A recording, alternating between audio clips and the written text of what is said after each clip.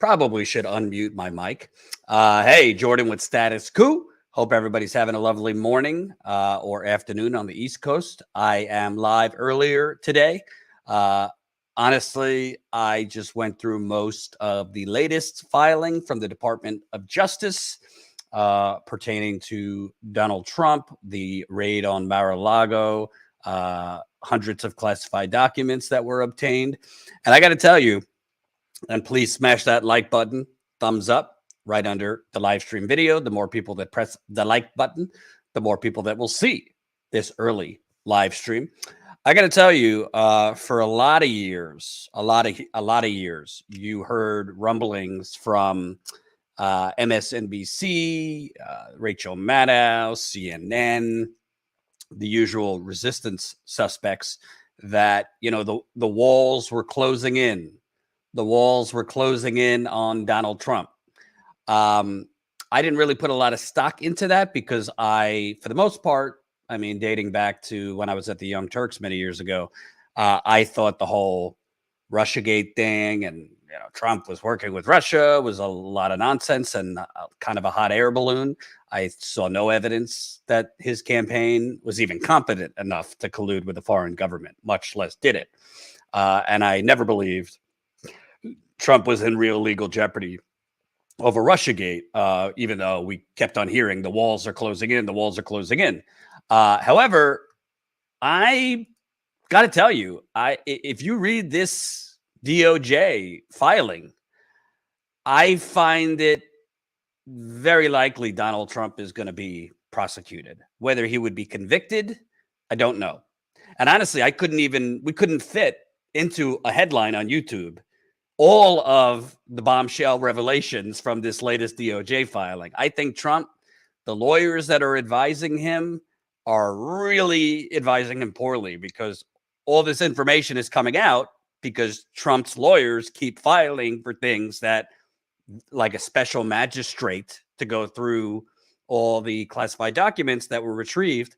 And then the DOJ replies with a public filing. This is not good for Trump. And when you read along with me, the revelations in this DOJ filing, which is about 33 pages, we're not going to go through all of it, obviously. It's bad. I don't know what he's thinking. I don't know what his lawyers are thinking because they should not want this information out there. And honestly, I think that the Department of Justice, the more you're going to see what is being revealed, the Department of Justice is kind of putting itself in a position publicly that if they don't charge him, it becomes untenable based on all the information that's coming out, which seems very clear that he lied. His lawyers lied to the FBI, the Department of Justice. There's potential destruction of evidence. Obviously, it's a crime federally to lie to the DOJ, the FBI. Things were moved. Classified documents were moved. So we're going to get into all of it. Again, smash that like button. We got 170 people watching right now. Only 80 people have pressed the like button. So I need every single person, smash that like button. Really makes a big difference. Super chats are obviously appreciated. I'll read them at the end of the stream. So I want to start. If you want to read along, let me put the court filing in the super chat here. There you go. Oh, by the way, I was on the Hill this morning. So I was on the Hill's Rising show this morning talking about the horrendous, horrible water crisis in Jackson, Mississippi, which I've been doing a little reporting on. There's an interview with an activist up on the channel here that I did yesterday. They have no clean water now. This is not a new problem, even though the media just suddenly decided to cover it. This has been going on for a long time in Jackson. So go check out my interview with Danielle Holmes from the Poor People's Campaign in Jackson, Mississippi. It is 102 heat index down in Jackson, Mississippi. They don't have any clean water to drink, to cook with, to bathe with, to flush the toilet with. Imagine the smell. You can't flush the toilet. It's just horrible. So I was on the Hill this morning on that. So check out that, my interview on the Hill. All right. let's go through some of this document here, and we'll kind of stop and start as we go along.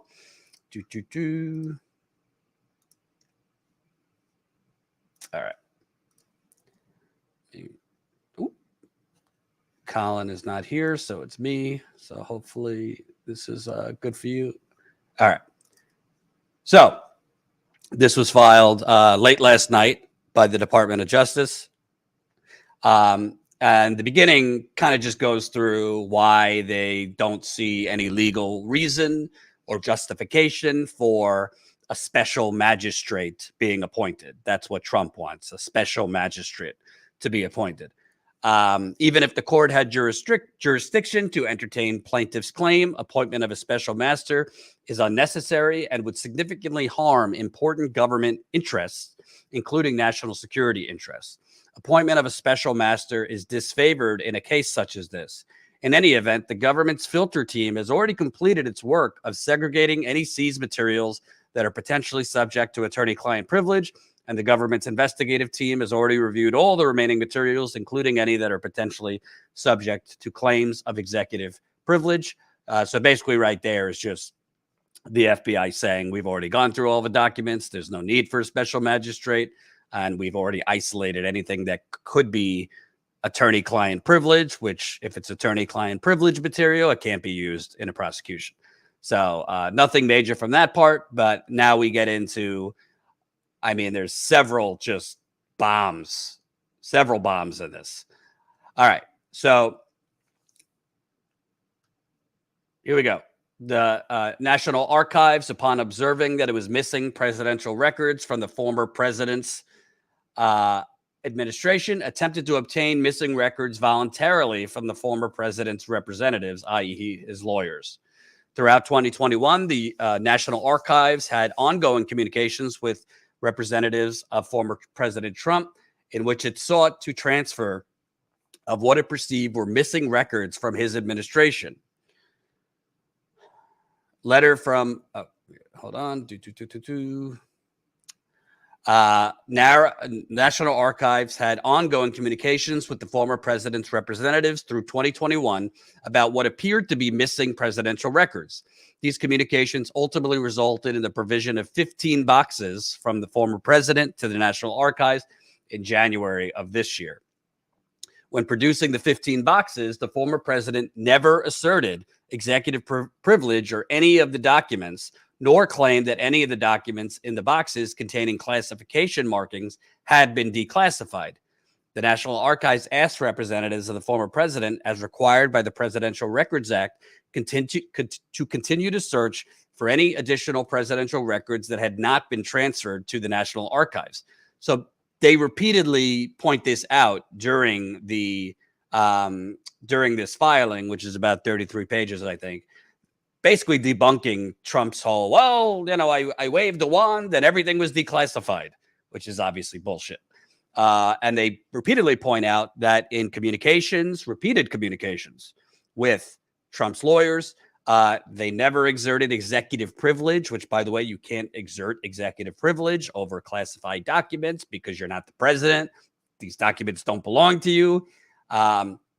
And that so that in communications, they never pointed out executive privilege, and they never pointed out that they declassified the documents, which is important because when they prosecute him, presumably, well, I shouldn't say when, if they prosecute him, presumably that's going to be one of the big, defenses that Trump's, crackjack, row of lawyers, whoever is brave enough to defend him, will use, but they're pointing out there's no legal basis for any of that. Let's continue. And by the way, smash that like button. 230 people watching. Only 125 have smashed that like button. I need over 100 more people. Please, please smash that like button. Share this live stream. It makes a big difference. By the way, currently working on, hopefully we're going to be covering a major Labor Day rally in New York City on Monday on Labor Day. From what I'm hearing, there's going to be hundreds of people there.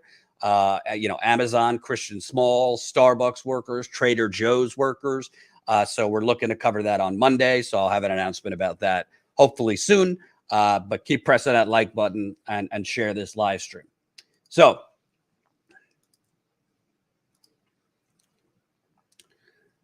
let me go to my markers here. What are we page 4? Okay.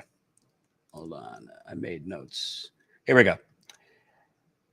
Observing the 15 boxes contained highly classified records, the National Archives sent a referral to the Department of Justice. In its initial review of materials within the boxes, the National Archives identified items marked as classified national security information up to the level of top secret and including sensitive compartmented information and special access program material. The National Archives informed the DOJ about this discovery. Specifically on February 9th, the special agent in charge of the National Archives Office of the Inspector General sent a referral via email to the Department of Justice. The National Archives referral stated that a preliminary review of the 15 boxes, and these 15 boxes had been returned by the Trump lawyers, that they contain, quote, newspapers, magazines, printed news articles, photos, miscellaneous printouts, notes, presidential correspondence, personal and post-presidential records, and a lot of classified records. Of most significant concern was that highly classified records were unfolded, intermixed with other records, and otherwise improperly identified. The National Archives referral was made on 2 bases: evidence that classified records had been stored at the premises until mid-January 2022, and evidence that certain pages of presidential records had been torn up. Let me repeat. Evidence that certain pages of presidential records had been torn up. Related to the second concern, the National Archives referral included a citation, 18 U.S.C. 2071. So why that is important, again, I mean, I'm pretty sure they would not be discussing torn up documents if it pertained to, I don't know, old magazine covers of Trump, old New York Times, headlines of Trump. I'm pretty sure that might be talking about certain highly sensitive or classified documents that were torn up. And who tore them up? Who tore them up? Melania? The cleaning lady? And Lawrence Tribe points out why this part in particular is important. The DOJ filing claims recovered documents showed that certain pages of presidential records had been torn up in violation of 18 U.S.C. 2071, a crime that purports to, quote, bar anyone from ever again holding a political office in the United States. So obviously there's the potential criminal liability for Donald Trump, which if there were a God would mean prison time. But there's also statutes and laws that bar someone from holding office in the United States for certain crimes. The tearing up of documents, which, I'm assuming they believe was intentional, would indicate if he was convicted that he cannot run for office again. So, yeah, that's pretty substantial. I'll remind you of that later as we keep going. By the way, we got almost 300 people watching, so keep smashing that like button, and I will read super chats at the end of the stream, so keep it coming. And welcome new YouTube member. Jason just signed up as a YouTube member. So thank you. Thank you, Jason, for signing up. Status Coup is funded by you, the viewers. We have no funding from the fossil fuckers, big pharma, big real estate, Silicon Valley, the military industrial complex. We're funded through you, the members. So join us if you can, statuscoup.com/join. And I think we're going to do our monthly members call at the beginning of next week. After Labor Day when Colin's back from vacation. So please, please, please sign up, statuscoup.com/join. You can become a member for as low as $5 a month. Always makes a big difference because we have no corporate or larger sinister funding. All right. We haven't even gotten into the most salacious parts because it's pretty salacious. But torn up documents for starters. All right. The former president delayed the FBI's access to the 15 boxes. As the National Archive referral stated, the 15 boxes contained highly classified records. Upon learning this, the Department of Justice sought access to the 15 boxes in part, quote, so that the FBI and others in the intelligence community could examine them. DOJ followed the steps outlined in the Presidential Records Act to obtain access to the 15 boxes. On April 12, 2022, the National Archives advised counsel for the former president that it intended to provide the FBI with the records the following week. That access was not provided then, however, because a representative of the former president requested an extension of the production date. As the acting archivist recounted, on April 29th, Department of Justice advised counsel for the former president as follows: there are important national security interests in the FBI and others in the intelligence community getting access to these materials. According to the National Archives Record Act, among the materials in the boxes are over 100 documents with classified markings, comprise more than 700 pages, some inside the highest level of classification, including special access program materials. Access to the materials is not only necessary for purposes of our ongoing investigation, but the executive branch must also conduct an assessment of the potential damage resulting from the apparent manner which these materials were stored. On the same date, the Department of Justice sent this correspondence. Counsel for the former president requested an additional extension before the materials were provided to the FBI and stated that in the event that another extension was not granted, the letter should be construed as, quote, a protective assertion of executive privilege made by the counsel for the former president. So in English, Trump's lawyers were putting in delay motions so that the FBI could not begin to go through these 15 boxes. Why would they want to delay the FBI from going through these 15 boxes? In its May 10th response, the National Archives rejected both of counsel's requests. First, the National Archives noted that significant time, 4 weeks, had elapsed since the National Archives first informed the lawyer for Trump of its intent to provide the documents to the FBI. Second, the National Archives stated that the former president could not assert executive privilege to prevent others within the executive branch from reviewing the documents, calling the decision not a close one.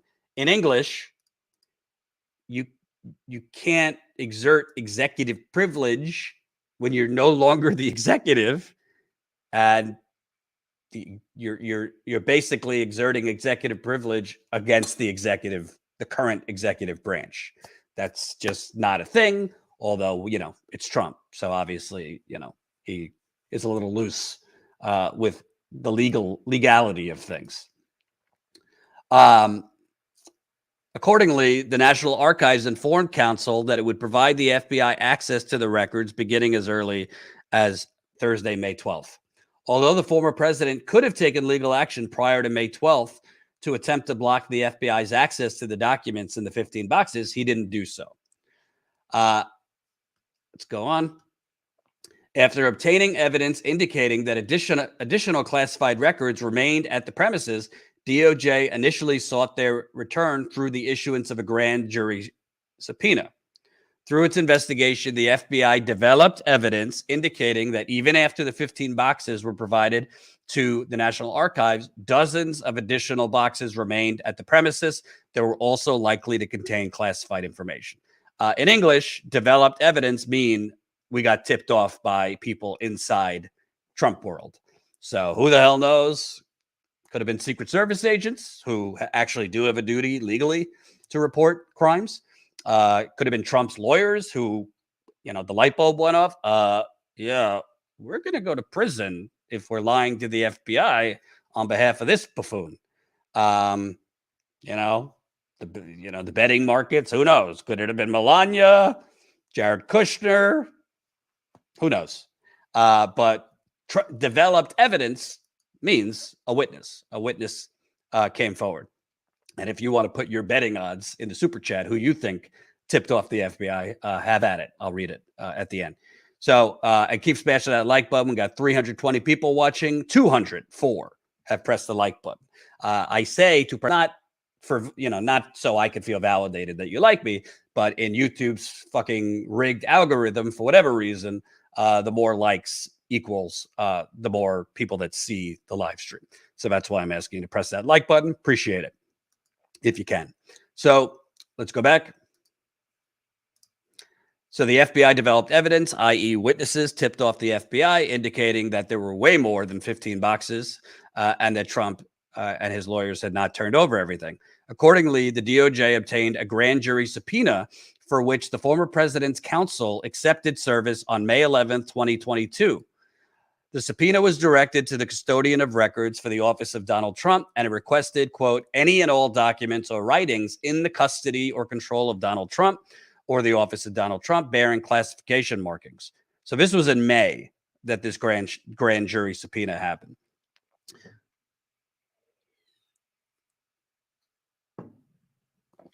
DOJ also sent the former president's counsel a letter that suggested they could comply by, quote, providing any responsive documents to the FBI at the place of their location, and by providing from the custodian a, quote, sworn certification that the documents represent all responsive records.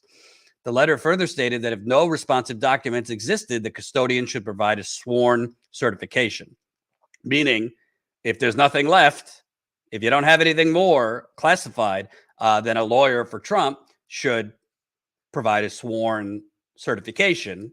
You're legally swearing that there's nothing more there. The subpoena's return date was May 24th. Counsel sought an extension for complying. So again, Trump's people requesting extensions. Why are they delaying? Why do they need extensions? Why does Trump desperately want to keep, hundreds of classified documents? These are very important questions.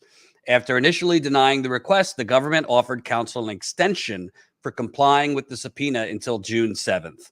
Counsel for the former president contacted the Department of Justice on the evening of June 2nd and requested the FBI agents meet him the following day to pick up responsive documents. So a lawyer for Trump, beginning of June, tells the DOJ, FBI, come on over. Let's have, some sweet tea down at Maralago, and we'll hand you everything. So this is where I think Trump is in deep shit. In response to the subpoena, counsel for the former president provided a limited number of documents accompanied by a certification that all responsive documents were produced. By the way, responsive documents is just legal jargon for like all the documents that you were subpoenaed to return. On June 3rd, 2022, 3 FBI agents and a DOJ attorney arrived at Maralago to accept receipt of the materials. In addition to counsel for the former president, another individual was also present as the custodian of records for the former president's post-presidential office. This person, it's being reported that this person was Christina Bobb, who is the bobblehead, no pun intended, moron lawyer who has been on all these right-wing outlets for Trump since the Maralago raid. She used to be an anchor at OANN, which was like, if Fox is right-wing propaganda, OANN was like QAnon level right-wing lunacy conspiracy channel. I think it's been removed actually from most cable carriers. So she was an anchor on this crazy, kooky, Trump, the election was stolen, but YouTube, we're not saying the election was stolen. These crazy people did. Biden won the election. Disclaimer, Biden won the election because you got to be careful on YouTube. But it's being reported that this is who was the custodian when the DOJ and FBI came, this former OANN anchor woman. Let's go back to this. In addition to counsel for the president, another individual was present, we believe Christina Bobb. When producing the documents, neither counsel nor the custodian asserted that the former president had declassified the documents or asserted any claim of executive privilege. Instead, counsel handed them in a manner that suggested counsel believed that the documents were classified. The production included a single red whelp envelope, double wrapped in tape, containing the documents. Oh, I can't wait for the movie about this with the red whelp envelope, double wrapped. The individual present as the custodian of records produced and provided a signed certification letter. So this is where I think Trump's in deep shit. And if it's Christina Bobb, she better get a lawyer not named Sidney Powell or Rudy Giuliani, because she's in deep doo-doo too. So this was the certification by the lawyer based upon the information that has been provided to me. I'm authorized to certify on behalf of the office of Donald Trump the following. A diligent search was conducted of the boxes that were moved from the White House to Florida. The search was conducted after receipt of the subpoena in order to locate any and all documents that are responsive to the subpoena. Any and all responsive documents accompany this certification. No copy, written notation, or reproduction of any kind was retained as to any responsive document. I swear or affirm that the above statements are true. All right. So let's play this out here. Because, the devil's advocate and, the Trump cult portion of America will say, well, Jordan, it's not Trump's fault that his lawyer lied. It's not Trump's fault. Trump didn't certify. Well, first of all, your lawyers are representing you. Secondly, there has been reporting that Trump personally went through the boxes in response to the subpoena. So there is attachment to Trump personally going through boxes that contain, Lord knows, how many classified documents. And thirdly, this is a small circle of people. It's maybe 2 or 3 lawyers. Trump. There's also reports that Trump actually stopped by that meeting on June 3rd. That the Department of Justice had a lawyer there. FBI officials were there with Trump's lawyer. He didn't sit for the whole thing, but kind of did a stop by. So Trump's lawyer lying to the FBI. Yeah, this is everything. When Trump has gone through the documents himself. Even if Trump didn't go through the documents himself, I mean, how far can you go claiming, oh, I didn't know anything? I thought, I told them everything. I didn't tell them to lie. Trump's been doing this for a long time. He's thrown everyone imaginable under the bus in real estate, in other, potential crimes he's done over the years.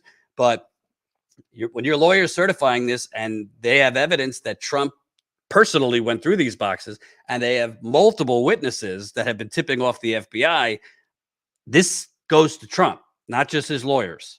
And by the way, you really think Christina Bobb or any of these people aren't going to sell Donald Trump down the river if they're facing jail time? You think these OANN conspiracy grifters aren't going to throw Donald Trump under a bus? I think not. Unless they have, delusions of grandeur and believe they'd be a martyr if they go to jail in place of their fearless leader.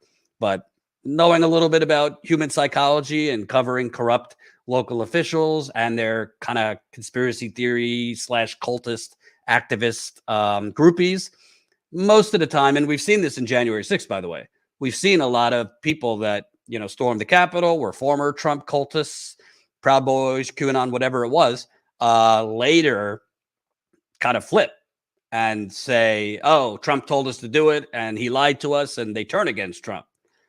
So we shall see. We shall see. By the way, 370 people watching, 267 likes. Can we get another 100 likes? It'll get us over 400 people watching live. So keep pressing that like button. Keep smashing that like button. Keep sharing. We asked the poll, will Trump go to jail? As of now, almost 70% say no, 31% say yes. Now, here's the question. I think the broader question isn't whether he'll go to jail, whether he'll be prosecuted.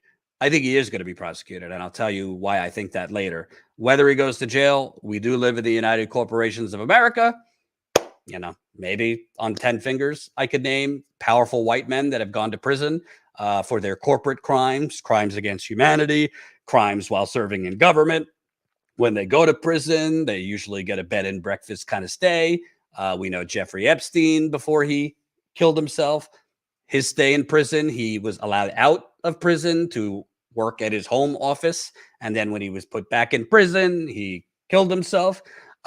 We know, the farmer bro, Martin Scarelli, who, jacked up EpiPen prices that people desperately needed. Life or death matters. I think he was in prison for 3 years.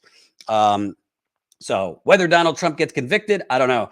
I think there's a lot of smoking gun evidence that it would really become untenable for the Department of Justice not to prosecute him. Whether convict the former president, that's a pretty high bar. So we'll get to that a little bit later because there's more to go through here. So basically what you have here is president's lawyer, directly lied to the FBI. Now, is it possible that the president's lawyer was lied to by Trump and the president's lawyer then tipped off the FBI? That's possible too. That's possible too. Here we go. After producing the documents to the FBI, counsel for the former president represented that all the records that had come from the White House were stored in one location, a storage room at Maralago, and the boxes of records in the storage room were, quote, the remaining repository of records from the White House. Counsel further represented that there were no other records stored in any private office space or other locations at the premises, and that all available boxes had been searched. As the former president's filing indicates, the FBI agents and DOJ attorney were permitted to visit the storage room. Critically, however, the former president's counsel explicitly prohibited government personnel from opening or looking inside any of the boxes that remained in the storage room, giving no opportunity for the government to confirm that no documents with classification markings remained. This is pretty important because this would indicate they knew they were lying. If the documents in the storage room aren't classified material, because you're saying you had already given back everything, and the FBI saying, can I just do a quick skim here to make sure there's no classification markings, et cetera, and you say no, that would indicate there's knowledge. There's knowledge that you are lying to the FBI here. For the Trump's lawyers that were blocking the FBI from searching these documents in the storage room.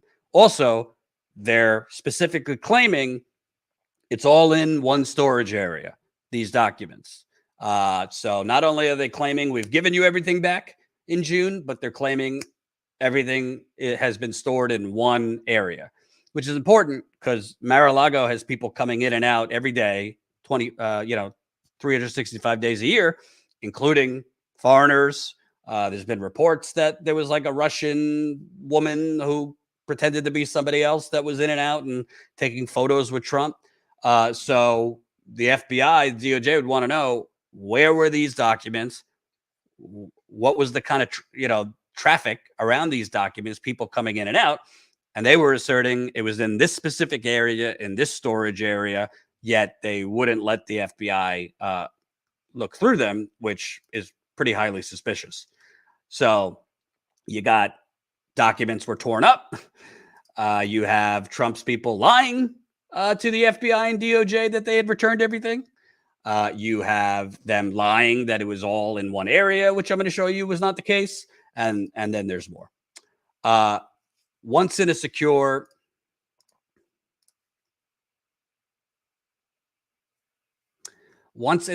government setting, the FBI conducted a preliminary review of the documents contained in the red-weld envelope, which are the documents that Trump's people returned in June.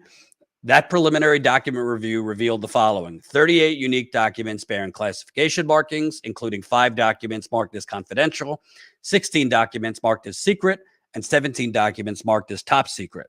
Further, the FBI agents observed markings reflecting sensitive compartments and dissemination controls. Counsel for the former president offered no explanation as to why boxes of government records, including 30 documents with classification markings, remained at Maralago nearly 5 months after the production of the 15 boxes and nearly 1.5 years after the end of the administration. So basically, why were so many? You're talking about 38 classified documents, some of them the highest level classification, were there. You're talking, what was this? 5 months after they had returned the 15 boxes. So again, it's not like just willy-nilly where we just didn't look and we returned 15 boxes, but accidentally forgot these other classified documents. Like when they were returning the 15 documents, you would presume they're kind of going through everything in the various locations and deciding what to return and what not to return. I have a very hard time believing that Trump was not involved with that. If Trump took the effort to take these things, it's pretty hard to believe that Trump wasn't involved with the original return of the 15 boxes, the classified documents that were returned, but more importantly, choosing what to keep. And again, why are you keeping certain things? After further investigation indicated that the response to the subpoena was incomplete, that obstructive conduct occurred in connection with the response to the subpoena, and that classified information remained at Maralago, DOJ obtained the search warrant. So here is evidence of obstruction.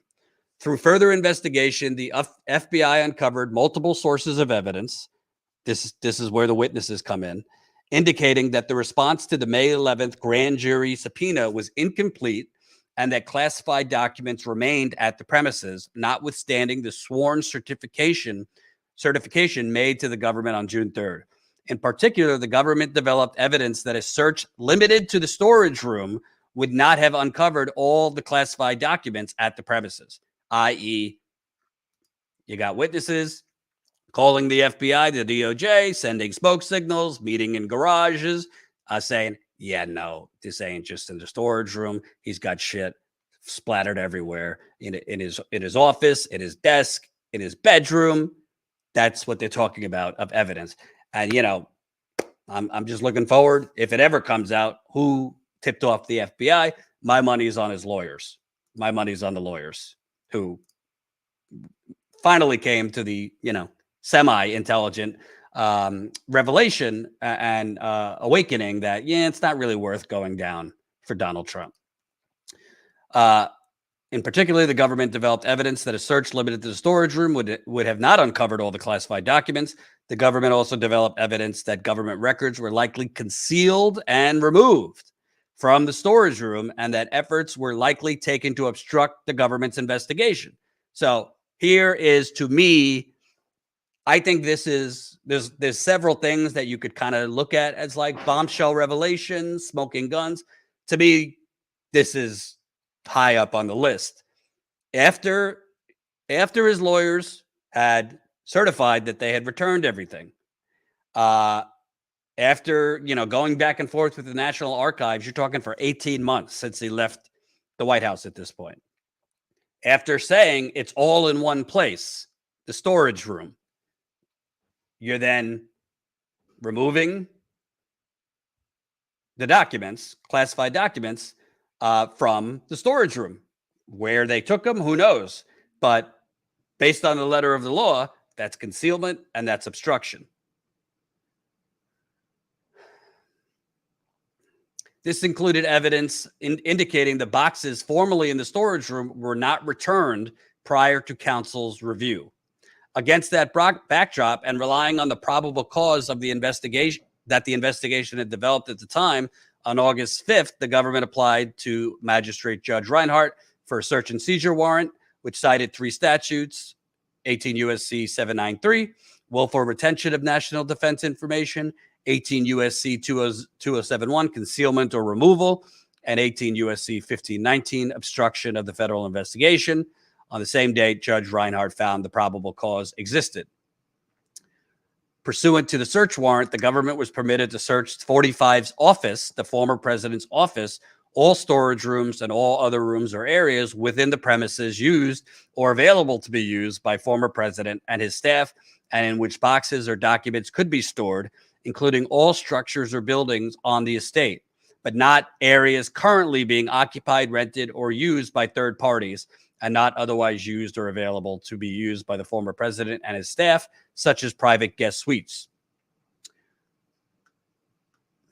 Judge Reinhart authorized the government to seize any evidence of the applicable crimes. Importantly, the government was authorized by the warrant to seize, quote, any physical documents with classified markings, along with any containers, boxes in which such documents are located, as well as any other containers, boxes that are collectively stored or found together with the aforementioned documents. Let me go here. So we're on page 11. Okay.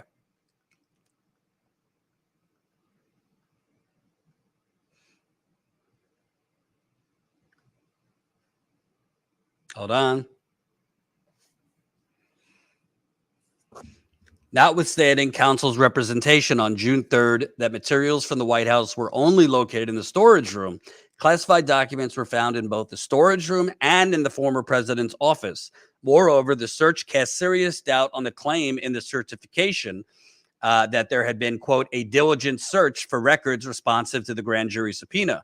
In the storage room alone, FBI agents found 76 documents bearing classification markings. Remember, this is the room that Trump's lawyer would not let the FBI search in June. So, hey, we're just showing you, here's the boxes. Here's our secure storage room. Yeah, no, we're not letting you look through the boxes. Well, when they went to Maralago and issued the search warrant, they found 76 classified documents in the storage area that Trump's lawyers would not let them search 2 months earlier. So that is, again, that's willful lying to the FBI and the DOJ who were there in June. All of the classified documents seized in the August 8th search have been segregated from the rest of the seized documents and are being separately maintained and stored in accordance with appropriate procedures for handling and storing classified information.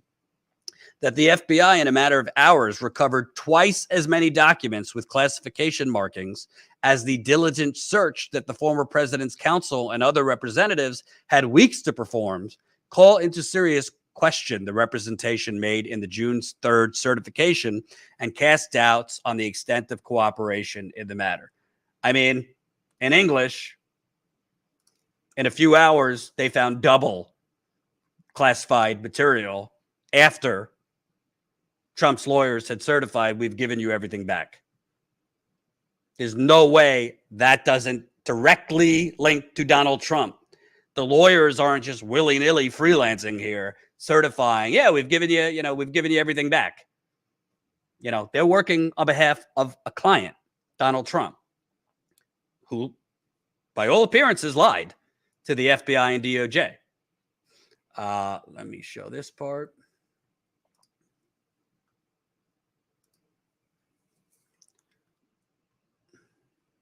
So, for the most part, the rest of it kind of goes through why Donald Trump's not entitled to any further, a special magistrate. It goes through why Donald Trump, can't exert executive privilege, et cetera, et cetera, et cetera. There's a couple other things. Let me find it. If it's in here. And keep smashing that like button while I look for this. Okay.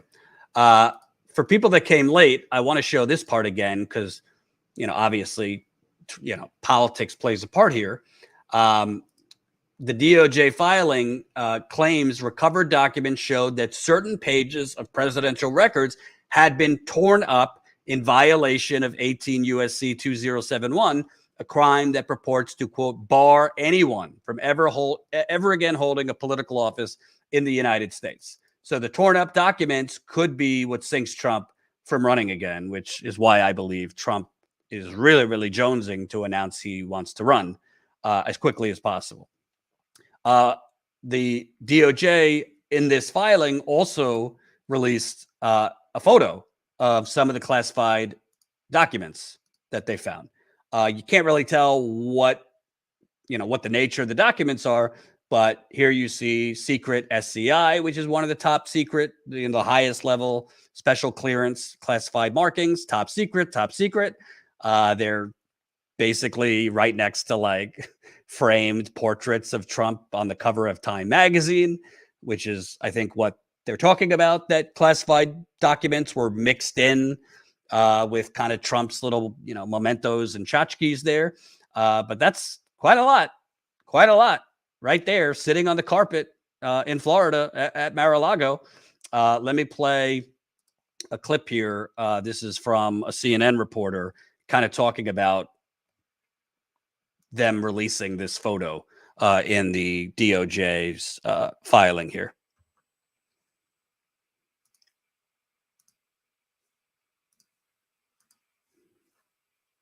Department says it has evidence that records were likely concealed and removed from a storage room at Maralago in order to obstruct the government's investigation.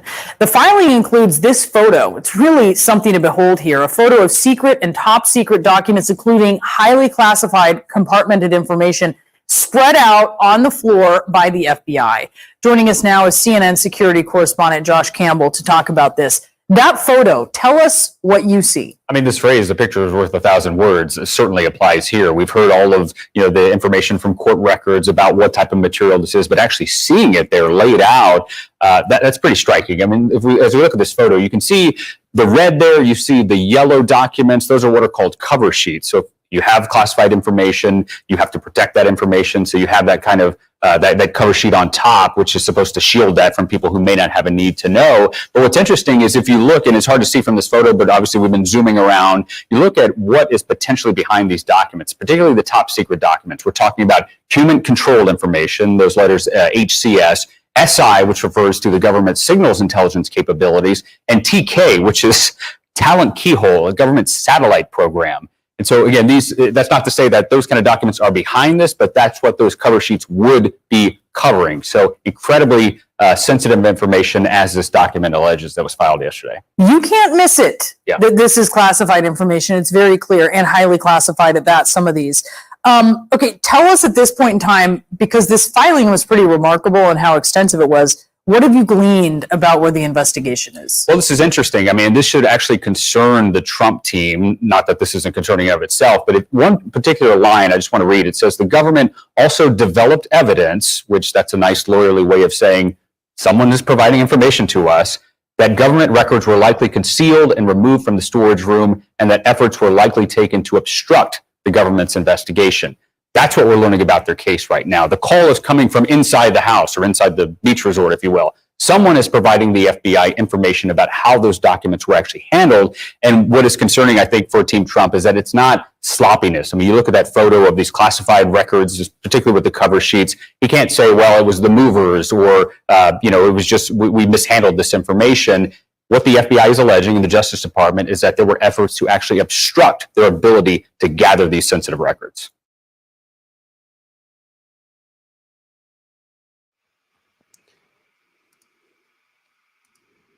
I mean,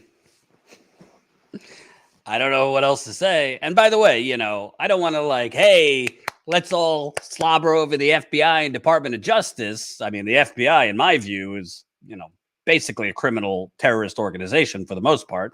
Doesn't mean everything they do is horrible, but you look at the history of the FBI, what they did to Martin Luther King, the Black Panthers, COINTELPRO program, what they've done to Leonard Peltier, the longest serving Native American political prisoner in America, period. But Native American man, we've interviewed his lawyer about him being in prison for 45 years. Check out those interviews. Free Leonard Peltier, by the way. So it's not to say just uncritically believe anything you hear from the Department of Justice or the FBI, but why I'm inclined to believe what I'm seeing is they're getting this information from people in Trump's world. They're getting this information from Trump loyalists, from Trump, potentially his lawyers. They're getting this information potentially from Secret Service. And this isn't the kind of thing think back to 2011, was it? Where Obama, when he was president, it was kind of like a 50-50 chance that bin Laden was in that compound. And he kind of rolled the dice. It's one of the few good things I could give credit to Obama for during his presidency. A lot of bad things. It was a bold risk. He was told 50-50 that bin Laden's there. Yeah, they're not going to go raid the former president's administration home in this kind of partisan, tribalized, people calling for civil war, unless they have evidence. And again, there was probable cause provided to a judge, meaning evidence provided to a judge that here's where there's a lot more classified documents there. Here's where there are. Here's where they are. My strong assumption is witnesses provided visual confirmation, whether it be photos, video. Here's where more stuff is. So the FBI knew exactly where to look. Pretty damning. It's pretty damning. There's another thing. Oh yeah, this part I wanted to read too. This is from the affidavit because this is tied. This is from the document that was released. This is directly to Trump. During the August 8th execution of the search warrant at the premises, the government seized 33 boxes, containers, or items of evidence, which contained over 100 classified records, including information classified at the highest levels. Pursuant to the above described search protocols, the government seized 33 items of evidence, mostly boxes, falling within the scope of Attachment B to the search warrant because they contained documents with classification markings or what otherwise appeared to be government records. 3 classified documents that were not located in the boxes, but rather were located in the desks in the office of 45 office were also seized. Per the search warrant protocols, the seized documents include documents that were collectively stored or found together with documents with classification markings. That's pretty fucking damning. That's pretty fucking damning. Again, go through the sequence here. January, Trump's people returned 15 boxes of classified documents. Say, that's all we got. Between January and May, June, obviously, people inside Trump world tipped off the FBI. They're lying. There's a shit ton more here. Okay. Then in June, FBI officials and a DOJ lawyer go down to Maralago, and they're handed back some more classified information and documents, but they're not allowed to inspect the storage area boxes. They're blocked from inspecting the storage area boxes. And at that time, Trump's lawyer certifies that everything has been released. Everything has been given back to you. We have fully complied with your subpoena, requesting all the classified documents back, and that the lawyer is telling the FBI everything else is in one centralized storage area, which they told them all along. Yeah, all of this was in one storage area. Well, 3 classified documents were sitting in Donald's desk. So who the hell knows what they are? You know, there's reports that Donald Trump, for whatever reason, had weird intel on French President Emmanuel Macron and his sex life. Who knows if that's true or not? I don't know if that was meant as some type of blackmail. But Trump clearly took some of the documents and stuffed it in his desk, which is tied directly to Donald Trump, not his lawyers, Donald Trump. And there's no executive privilege. They don't belong to you. He might still in his head think he's the president, but in reality, he's not. Sorry to tell any Trump supporters watching, he's not. Hasn't been for a long time. So, yeah, that's pretty damning. That's pretty damning. I want to play this clip, too. This is from Norm Eisen, who is a pretty well-known lawyer. Let me play this clip.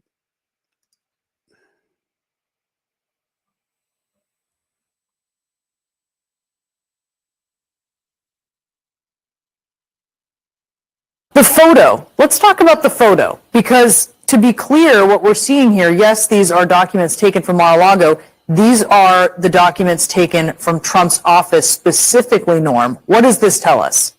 Well, Brianna, the numbers here are stunning.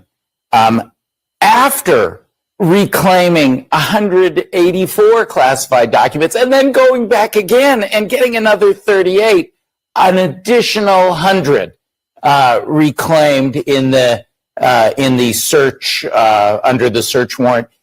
These aren't just documents. I was taught as an ex-ambassador, I had the highest security clearances, and I was taught with everyone behind every one of these documents stands people who are put at risk, Americans and our allies who gather this intelligence, and particularly on that TSSCI, the secure compartmented information, lives are really put at risk. That's what I see when I look at that picture. Not documents, but the people that I worked with whose lives are put at risk. So much of the narrative. Joining us now, we have former.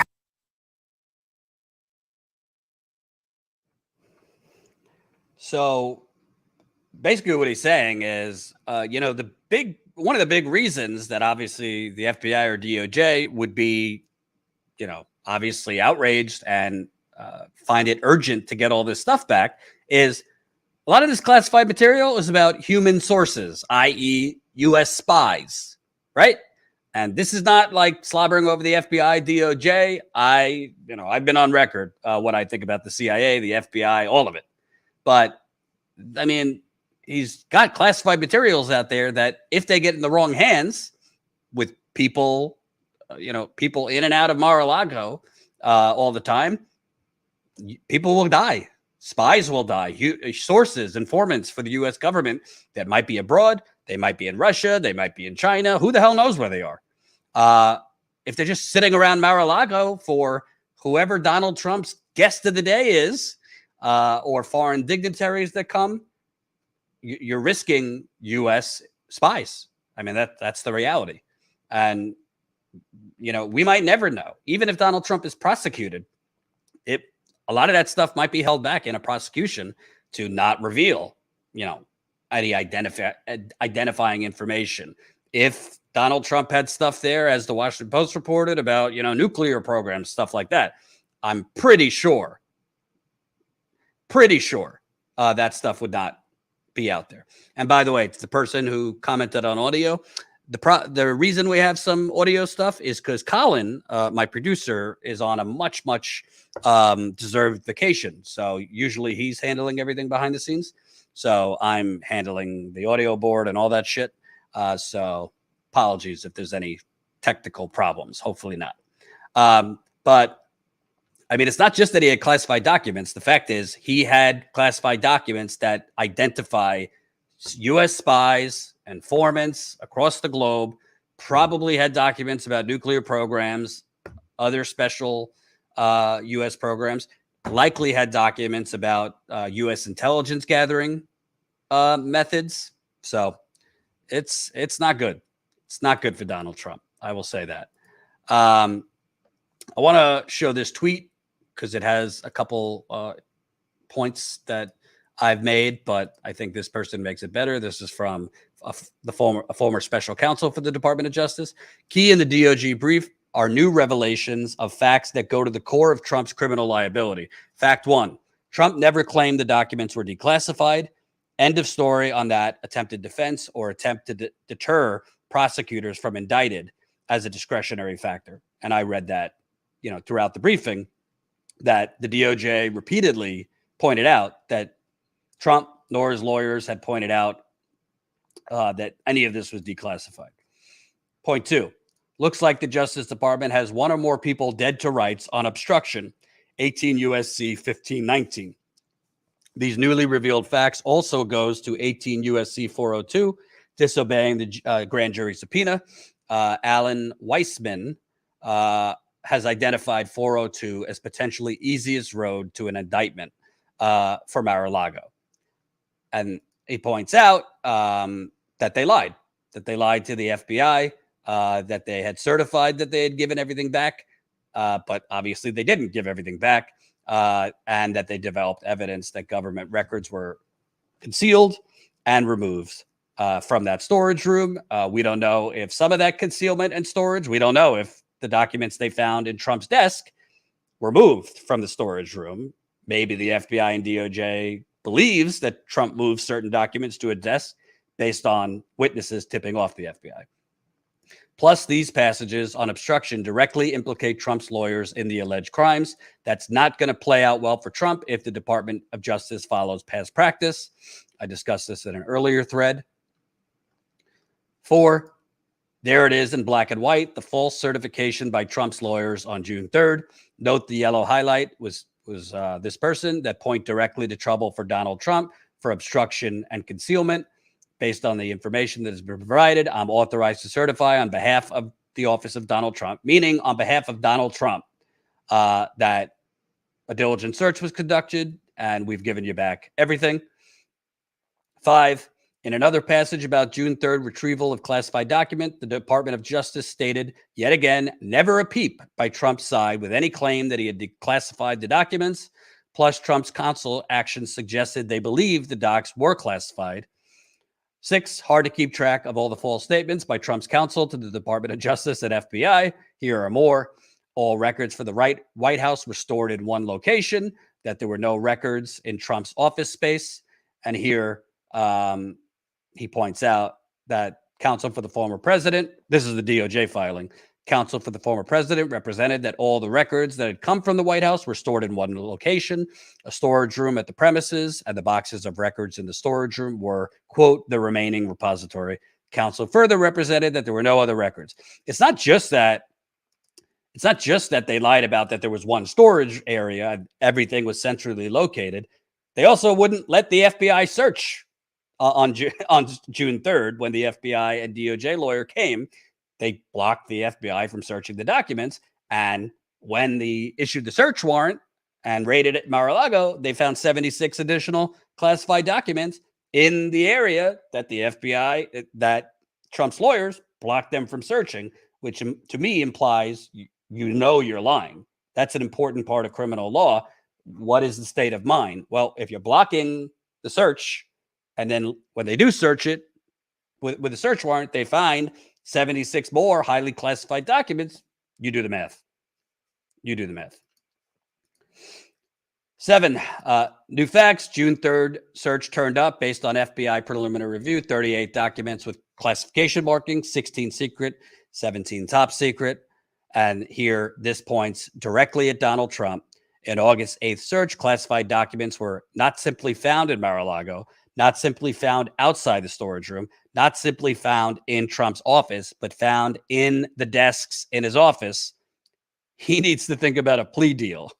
Oh, boy. More evidence. Trump disobeyed subpoena and concealed more docs.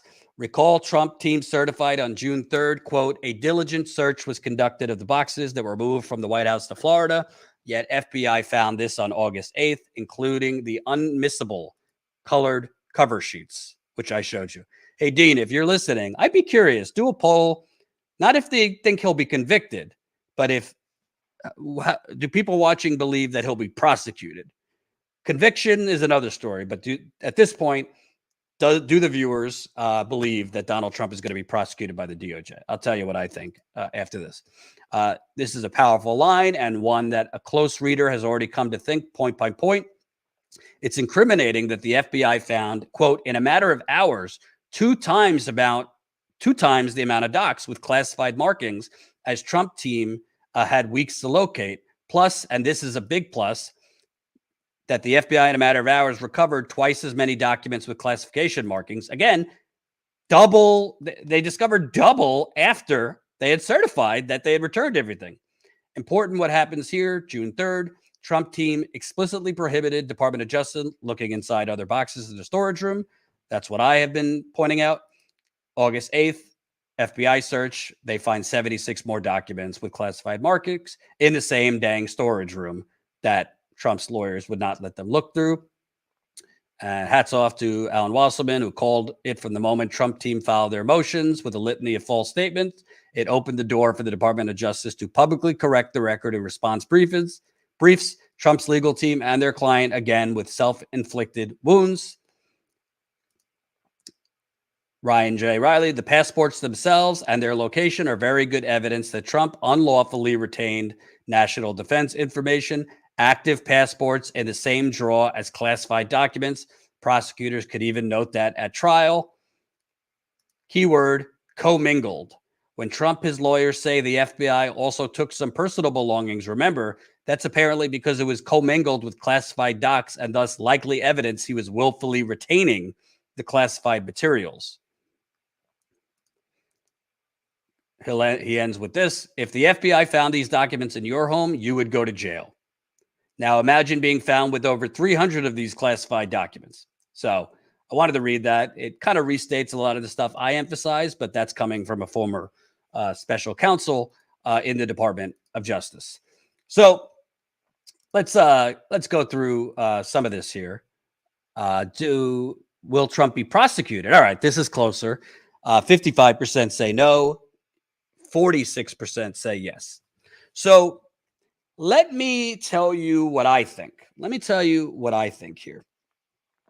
And again, this is somebody with the United Corporations of America flag behind me, which, by the way, you could get your United Corporations of America shirt.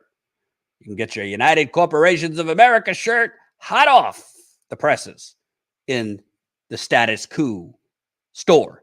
That's Status Coup. StatusCoup.com/store. Get your United Corporations of America shirt. It's still cool enough. It's not winter yet. So go get them before they're off the shelves. Had to throw that in there. We also have another personal favorite.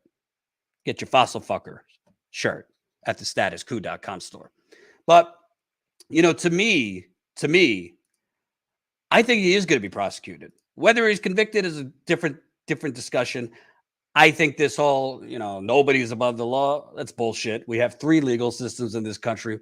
One for rich, white, powerful people, usually bankers, fossil fuel executives, pharmaceutical executives, real estate developers, Silicon Valley tech executives, hedge funders, et cetera, et cetera. They have their own legal system, which is basically, they could do whatever they want. Then you have a legal system, for working class people, mostly middle class, whatever's left of the middle class. And then you have a legal system for Black, brown, and indigenous people.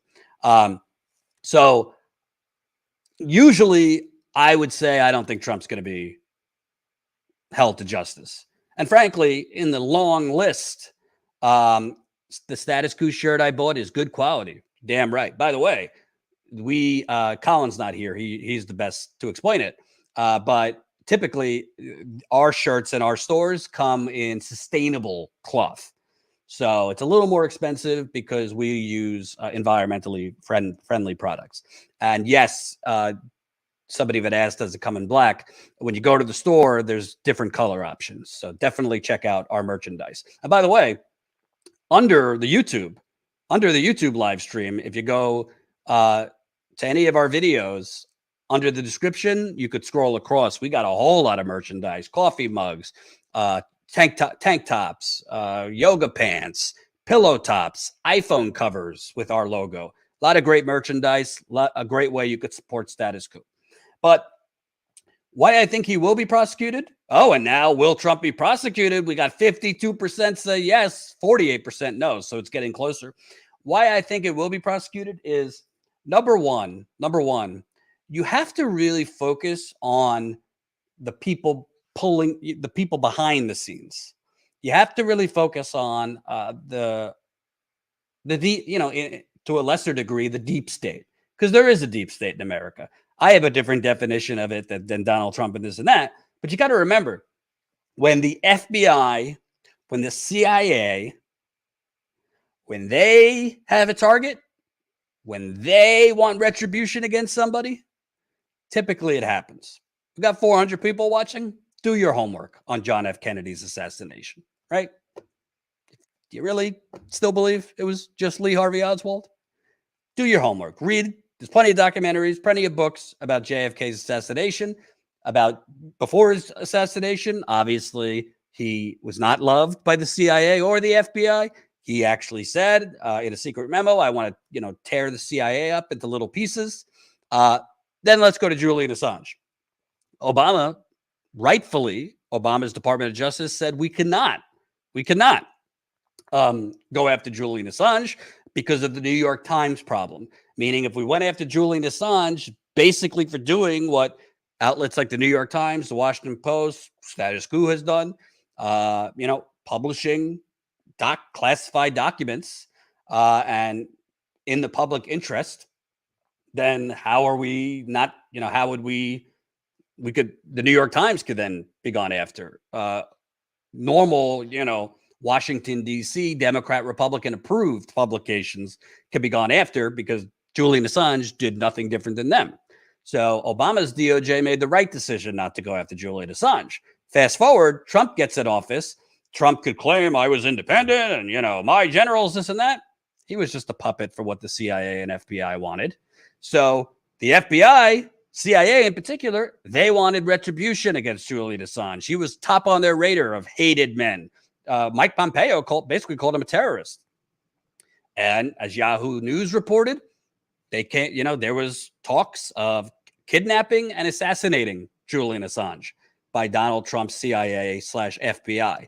And before you know it, what Obama and his Department of Justice found they could not do, Trump's Department of Justice prosecutes Julian Assange on a complete bastardization of the Espionage Act.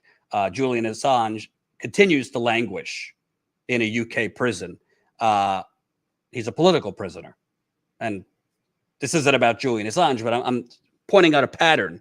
When you piss off the FBI, when you piss off the CIA, when you get the top levels of that deep state intelligence apparatus to think you're a traitor or you've put at jeopardy American lives, U.S. intelligence agents, spies, et cetera, they're going to do everything they can legally or extrajudicially to find you accountable. So Julian Assange has been prosecuted. I mean, go down the list. If they could, they'd go after Edward Snowden. And also Biden is continuing Trump's illegal prosecution of Julian Assange. So why I think that they might actually prosecute Donald Trump, conviction's a whole nother story, is because, I mean, this is serious stuff. The CIA, DOJ, they do not take lightly. And this isn't, an endorsement of either. If you ask me, get rid of the CIA first. But they don't take lightly endangering intelligence methods, nuclear programs, spies, because people get killed if their identities are exposed. So I think Merrick Garland and the DOJ, who has released a shit ton of information from these multiple filings that have come out, they've kind of created a situation where it would kind of be untenable. I don't really know how they could go on with credibility if they've released all this information and then said, oh, well, all the information's out there, so the public knows. So we've done our duty to alert the public into the grand larceny of hundreds of classified documents that put, U.S. intelligence at risk, U.S. programs at risk, U.S. Potentially nuclear program information at risk. Hey, this was just an information gathering and, transparency process here. But we're not going to actually prosecute here, even though they would prosecute pretty much anybody else for similar. It kind of becomes very untenable to then not prosecute him when all of this is out there. And literally, I'm not a lawyer. I genuinely cannot think of a viable defense other than, I'm not being playful when I say this, I can't really think of a viable defense other than insanity, other than he truly believes he was still president, other than he truly believed these documents belonged to him. I mean, you can't use the declassification thing. That's not a thing. That's just Trump is retroactively making shit up as he goes. As the DOJ filing that we just went through points out, Trump's lawyers did not use that argument throughout any of this process. Can't use executive privilege. You're not the executive anymore.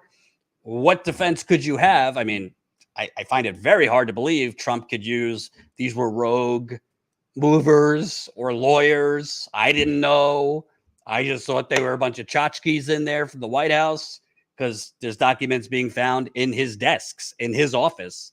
There's reports that he personally went through these documents before their return, meaning he also personally went through what to withhold. So I genuinely, to anyone with an objective mind, not, so let's take off if you hate Trump, which there's plenty of reason to hate Trump, or you love Trump, which I don't really know what reason you would have to love Trump, but take off your Democrat or Republican hat, your lefty or righty hat, and just common sense. There's so much information that they have released here that is so damning. And I mean, literally, I think the CIA and FBI, you want to talk about a civil war, I think there would be an internal civil war where the CIA and FBI would be fuming to the point of a revolt if the Department of Justice did not prosecute Donald Trump for this. That is why I believe, based on the staggering amount of evidence that he lied to the FBI, his lawyers lied to the FBI, they withheld these documents. We haven't even gotten into, do they have any information about why he took these documents? Do they have any information that he did something untoward with these documents? Right? So we don't have any of that information. There's, in what was released last week, there's a shit ton of stuff redacted. And we don't even know our new witnesses coming out of the woodwork. So there's a lot here. But I just find there's too much revealed in these documents for Merrick Garland and the DOJ to then say, yeah, the whole purpose of this was just like an educational exercise to alert the public. We got the documents back, and we don't want to set any bad precedent of holding a president accountable. I mean, frankly, if you ask me, how is this any different than what Nixon did with Watergate? In my view, it's worse than Watergate. And to me, I think Watergate, I mean, it was bad, but nobody died from Watergate. People could potentially die from this information getting in the wrong hands. Frankly, if you ask me, the cover-up of the Flint water crisis, which I'm currently working on a book for. So if you're watching and you happen to be a book publisher, if you're watching and you happen to know any book publishers, hit me up, info@statuscoup.com. I just finished chapter 1. I'm starting work on chapter 2. I don't have a publisher yet. I have an outline. The tentative name of the book is The Real Watergate. The Real Watergate. So yeah, I mean, I don't see any. I don't even think it's really close. I think he is going to be prosecuted. If this video doesn't age well, so be it. I don't know how you don't prosecute him after how all of this is out. Whether he will be convicted, that's entirely different story. This is Donald Trump, folks. This is Donald Trump. I think there's a better chance of Donald Trump offing himself than ever seeing a prison cell. I think Donald Trump, it's possible that Donald Trump would enter a plea deal of a very short type of prison sentence, maybe a few months, a heavy fine, not running for office again, and then, do whatever he wants to do. Or enter some type of plea deal that avoids jail time, but, you can't run for office, this and that. So do I think that Donald Trump, if he's prosecuted, I mean, who knows? This is one of the most narcissistic megalomaniac figures in modern America. So maybe he'd want to go through the trial just for the show, and he'd be back in the headlines, and, every day it would be this. But I think he's going to be prosecuted. I don't know if he'd be convicted, but I mean, come on. You better damn believe if it were you or I, we would have been in prison by now. I mean, and they wouldn't have been going back and forth with our lawyers. They would have fucking come, seized the shit, thrown us in solitary, and threw away the key. So I guess my argument is becoming more persuasive because as the poll goes on, we got 123. We got 123 have answered the poll. 54% now say he will be prosecuted. Whether he's convicted is a different story. I personally think that, and I'm not a lawyer, but I personally think that when you go after government officials, think Flint, for example, which I've covered for years. I've been there 18 times, and I'm working on another story about Flint that hopefully will be published soon. The outlet that I'm working on it for is taking a while. I'll leave it at that. But with all these things, really the key in convicting a government official is what do you have that directly ties them to it? Not their underlings. What do you have that directly ties them to it? And I think here, I mean, this is a pretty small world. It's Trump and a few of his lawyers. This isn't like Rick Snyder in Michigan, and you have the environmental department who helped cover it up, and the health department covered it up, and top officials covered it up. Here, it's Trump and a few lawyers, and maybe some aides. To me, there's clear evidence directly linking Trump into withholding and lying to FBI DOJ. And he probably did it because he's gotten away with 40 years worth of crimes. I mean, if you grew up in New York, I grew up in New York. It's an open secret.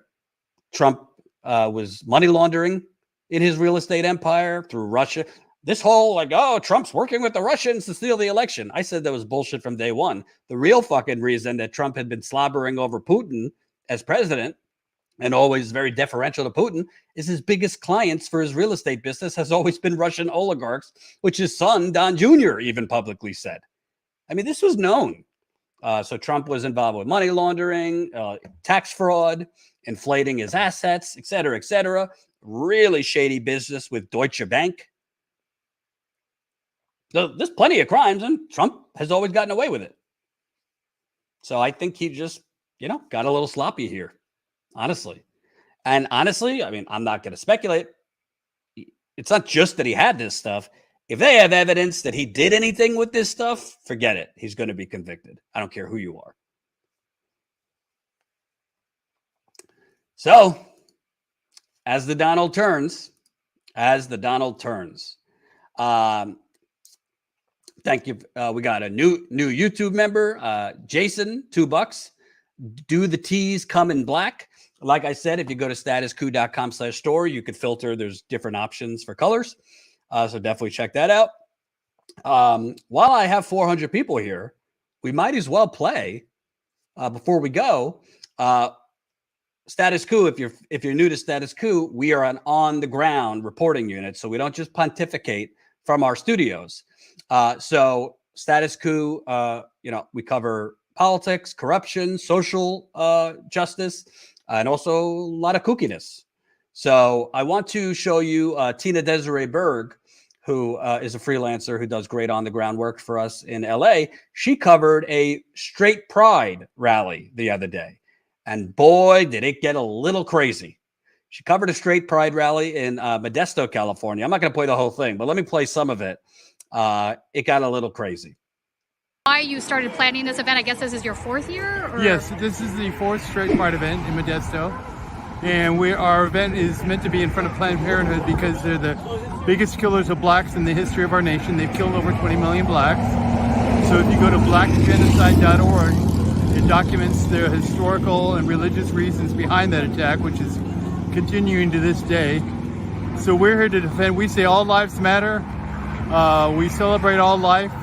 And we want to celebrate black lives too and stop them from being the genocide of the black community. So you're taking a stance not only against gay marriage, but also abortion. Is that correct? Yes. Well, we stand, our motto at the Straight Pride Coalition is normal, natural, healthy, sane. So we do oppose sodomite marriage, and we do oppose the sodomite community in multiple ways, such as they're currently trying to mutilate children via transgenderism. So we totally oppose that. We're celebrating a Christian culture of life, and everything that you see, when you see a sodomite parade, you're seeing a satanic religious ceremony.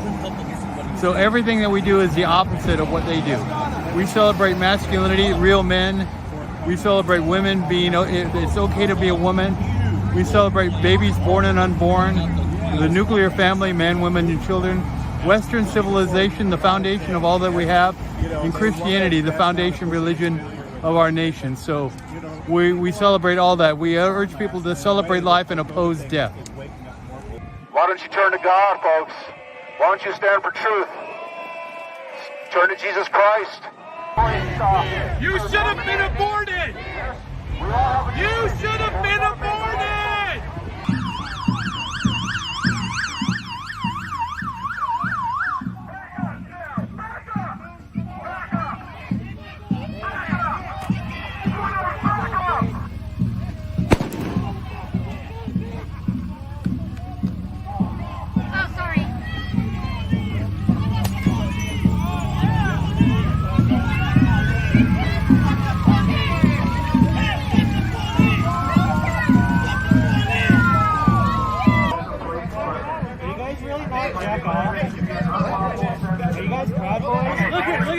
Look at the fire. Look at, they started a fire.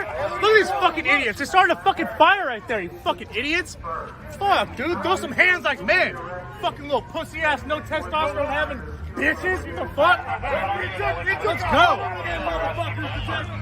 Keep eating that soy. Keep eating that soy. Man, that's a lot of George Soros money, ain't it?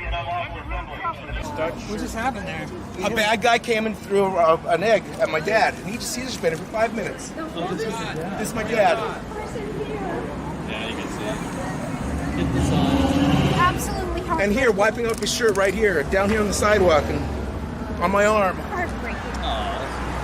That's so childish violence. That's what I'm saying. These are not tolerant people, guys. Last year, all they did was drive up and down the street screaming at us, yelling at us, giving it's loud, and playing the radios as loud as they could. The Masons they didn't are stop tolerant. to talk. The Davilas are tolerant. Straight pride is tolerant. Abortion is murder, and they don't like it, and we're telling the truth, and they're not tolerant. We don't get to. Do you see what I mean? We don't get to say our piece. I'm so sorry. So sorry. We respect our elders. All of us. Not one of us would even dream of doing that. All right, so we are here down in Modesto for the Straight White Pride. Daryl Lamont Jenkins, who is a very famous Antifa activist, is here. You flew in for this. Yes. I came out here from Jersey because I know this seems to be an annual thing, and it's kind of right now. It's kind of the minute. I mean, we just started, so we don't know what's going to go down in the next couple. So now your motivation, I think, today is probably to check out some of the Proud Boys out here. There's Cap City, Sacramento, Bay Area, Hangtown. Like, there's a lot of Proud Boys here. I don't see any yet here today. Yet. Do you we don't know what's going to happen. Okay. I mean, like we said, it just started for the past 9-10 years after we chased them out of DC, after we chased them out of Charlottesville, and the whole thing is now they have a safe space. They have a safe space, and it's going to be too safe for the rest of us. It is too safe for the rest of us. How do we know that? Back in 2017, the organizers of the Unite the Right rally in Charlottesville met there and organized networks with folks. 2 weeks later, we had Charlottesville. So now, last year, there's only but very scant opposition to this, and we need to change that. You're shaking a lot. Oh, yeah. It's just because I have cock trauma. Do you want me to touch your phone in your face? Whatever you touch, I'm just going to let you know I'm going to defend myself right away. That's fine. So with words or with hands? Do whatever you got to do. No, words or hands, I'm asking that. Do whatever you got to do. Do whatever I want. This is still where? Is it a free country here? Yeah, not to touch people. I'm not touching you. Where can I touch you? Your phone in your face. You're not going to touch anything. I will. What do you want me to touch? This camera equipment is not worth nothing. It's erasable. Get the fuck back. No, take it. It's erasable. Get the fuck back. It's erasable. Take it. It says Expo. That's why you're shaking so bad. Get back. No. What's your name? Turn around then so I can read the back of your shirt, or you're a coward. I don't care. There's nothing on the back of my shirt. This is an Expo marker. Quit fucking around. Don't touch him. Hey, he touches my phone again. I'm going to touch him. I'm going to touch you. Go for it. Go for it. Watch what happens. Yeah, you'll fall. Don't touch it again. Do it again. Do it again. KKK! Aim for the phone in your face. Why it's down there. Aim for the phone in your face. You fucking flinch, little bitch. She's standing behind you. Who are you afraid of? Your parents? Your sister? Your mom? Are you a misogynist? Are you with the KKK? Are you a police? Then turn off your camera and turn around. What's your name?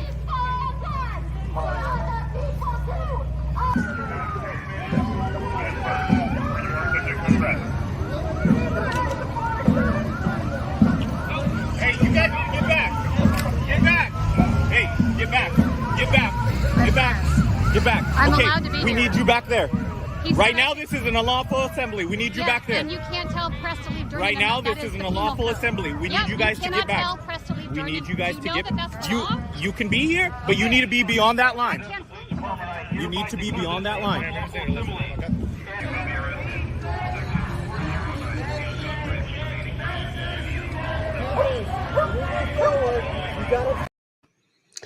So that was some of it, some of the fun. I'm putting the full video in the super chat. Gotta watch this full video. It is something else. And Tina, to her credit, by the way, Tina now is doing a weekly Status Coup show. So right-wing insanity report. Again, Tina's right-wing insanity report every Thursday. It'll air tomorrow at 6 o'clock Eastern time. Right-wing insanity report with Tina Desiree Berg. So that'll be airing tomorrow at 6 o'clock Eastern time. But Tina has gone and she has covered Proud Boys, QAnon stuff, medical autonomy events, really violent white supremacist type stuff, and mind-numbing things like a straight pride event. So thank you to Tina, and definitely check out the whole video. I just gave it. I just put it in the super chat. Even if you've seen it, even if you aren't going to watch the whole thing, give it a click. It helps YouTube's algorithm. The more people that click on it, the better. Let me read some other super chats before I go here. Todd Sullivan, $5. Thank you. Tim Usman, $1.99. Rachel Maddow is gone, but we have Jordan. Don't compare me to Rachel Maddow, please. Not a big fan of Rachel Maddow, but you do have me, and I am consistent. I've been going strong for 7 years. Like I have announced that I'm going to be taking some time off later, probably around Thanksgiving, December, possibly some of January, as I work on this book and other projects I'm working on. So Status Coup will still be going strong. Ron and Tina are going to be co-hosting while I'm gone, and some others will be filling it for me. So Status Coup will be hanging tight while I take some time off in the fall. Thank you so much for watching. I really appreciate it. Share this stream if you haven't already. If you haven't considered yet, sign up as a Status Coup member for as low as $5 to $10 a month. This is how we fund the on-the-ground reporting that you just saw with Tina, my on-the-ground reporting. Obviously, I just came back from a reporting trip recently where we covered the economic hellscape. We went to Pennsylvania, Ohio, and West Virginia. Right now, I'm trying to figure out if I could get out on the ground on Labor Day to cover a major Labor Day rally in New York City. And there's some other stories we're considering to get out there on the ground and cover. But we can only go as far as you take us. StatusCoup.com/join. $5 to $10 a month. You could join as a member. 16 cents a day equals $5 a month. So as you know, there's a whole lot of channels out there pontificating. Very few. Honestly, I don't even know any others that are independent and cover stories on the ground that the corporate media covers up. So consider signing up as a Status Coup member, and we're going to actually have our members only call through Zoom next week when Colin's back. So that's StatusCoup.com/join. Once you become a member, you'll get the email with the link to the Zoom call, which we're going to do next week. There's other perks of membership, including our Discord channel just for our members. So if you're a member, you can sign up for our Discord channel. If you have any issues signing up for our Discord channel, Status Coup, email us info@statuscoup.com. And the member site is statuscoupmember.com. That's statuscoupmember.com. Thank you for watching. We should be back. I think I'm going to be back again for our normal live stream time at 5 o'clock Eastern. So hang tight for that and have a good rest of your day.